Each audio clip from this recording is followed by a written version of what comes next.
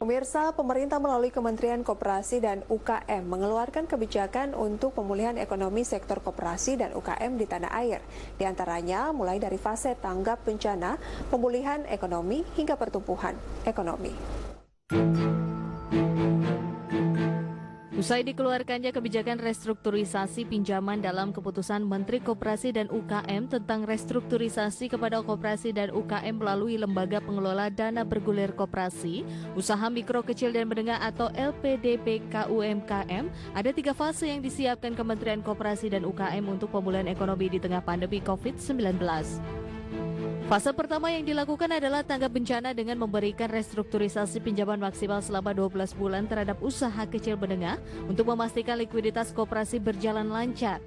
Fase kedua, pemerintah menyiapkan anggaran senilai 1 triliun rupiah untuk pinjaman bagi sektor usaha dengan bunga 3% kepada 4,8 juta UMKM.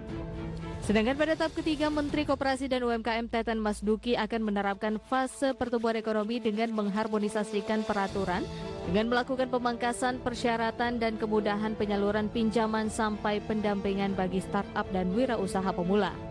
Nah, pemerintah menyiapkan skema untuk membantu modal kerja bagi koperasi simpan pinjam, baik itu dalam bentuk relaksasi pinjaman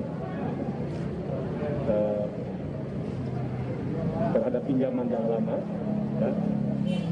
Yang kedua, kita juga bisa memberikan tambahan modal kerja baru, ya.